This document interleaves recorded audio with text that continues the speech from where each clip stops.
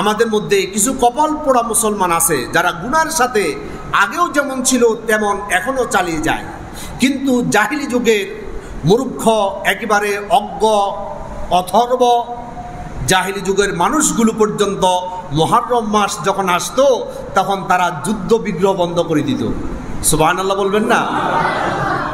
জাহিলি যুগের মানুষগুলো কথায় কথায় যুদ্ধ লেগে যেত। একজনের ওট আরেকজন ওটের আগে পানি পান করেছে, এই তুচ্ছ বিষয়কে কেন্দ্র করে 40 বছর যাবৎ তারা যুদ্ধ করেছে। দাদা মারা যাওয়ার আগে ছেলেকে বলে যেত, এই যুদ্ধ থামাবা না, যতক্ষণ পর্যন্ত প্রতিশোধ আমাদের নেওয়া হবে না ততক্ষণ চালিয়ে যাবে। আবার বাবা মৃত্যুর আগে সন্তানকে বলে যেত, এই যুদ্ধ থামানো যাবে না, প্রতিশোধ শেষ না হওয়া পর্যন্ত যুদ্ধ চলবে। এইভাবে বংশ পরম্পরায় তারা এইভাবে যুদ্ধ বিগ্রহ লেগে থাকত। তারা মা ছেলে সন্তান একসাথে বসে মদ পান করত। গর্ভধারিণী মা পেট কেটে সন্তান বের করে হত্যা করে আনন্দ উল্লাস করত। এই ধরনের নিচু মানসিকতা, এই ধরনের বর্বর জাতিরা পর্যন্ত যখন মুহররম মাস আসতো তারা যুদ্ধ বিগ্রহ বন্ধ করে দিত। সুবহানাল্লাহ।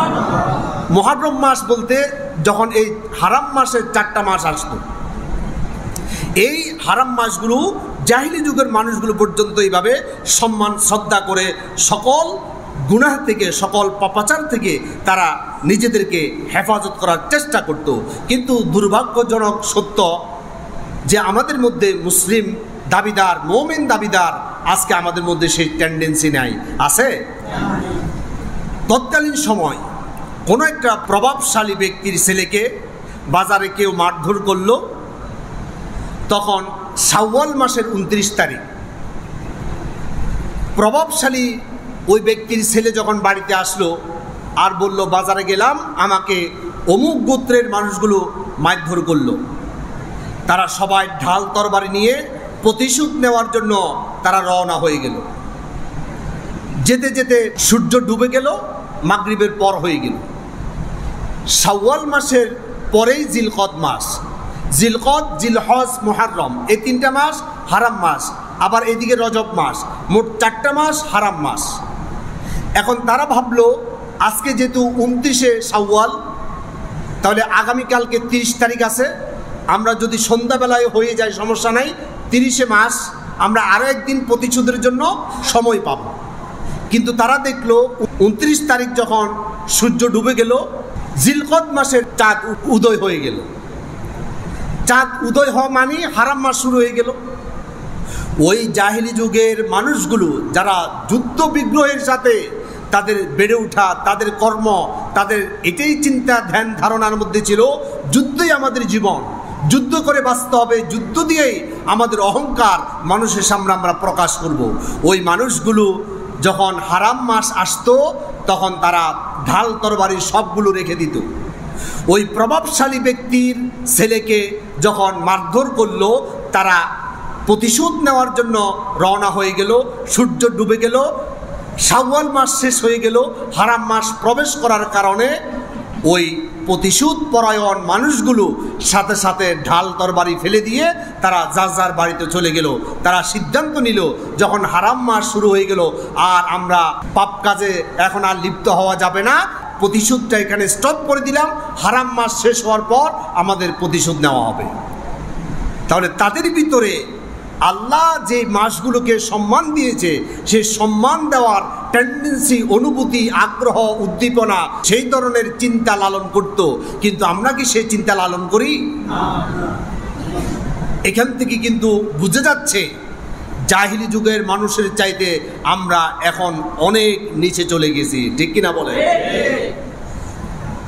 এরপর আরেকটা হাদিস থেকে জানা যায়, রাবিয়া গোত্রের একদল লোক নবী করিম সাল্লাল্লাহু আলাইহি সাল্লামের কাছে আসলো আর বলল, ইয়া রাসূলুল্লাহ সাল্লাল্লাহু আলাইহি সাল্লাম, আমাদেরকে বেশি করে আপনি দ্বীনের ইলম শিক্ষা দেন, আমরা যাতে করে আমাদের গোত্রে গিয়ে বেশি বেশি করে এই দ্বীনে ইলমের চর্চা আমরা করতে পারি। নবী করিম সাল্লাল্লাহু আলাইহি সাল্লাম জানতে চাইল, তোমরা কেন এই কথা বললে? তারা বলল, ইয়া রাসূলুল্লাহ সাল্লাল্লাহু আলাইহি সাল্লাম, আমরা তো সবসময় আপনার কাছে আসতে পারি না। আমরা মদিনাতে আসার ক্ষেত্রে প্রতিমধ্যে মুজার গোত্র নামক একটা গোত্র পড়ে। ওই গোত্রের মানুষগুলো এত বেশি পাষণ্ড, এত বেশি পাশবিক আচরণ করে মানুষের সাথে, আমাদের মালপত্র সবগুলো লুট করে নিয়ে যায়, আমাদের নারীদের উপর তারা হায়নার মতো ঝাঁপিয়ে পড়ে।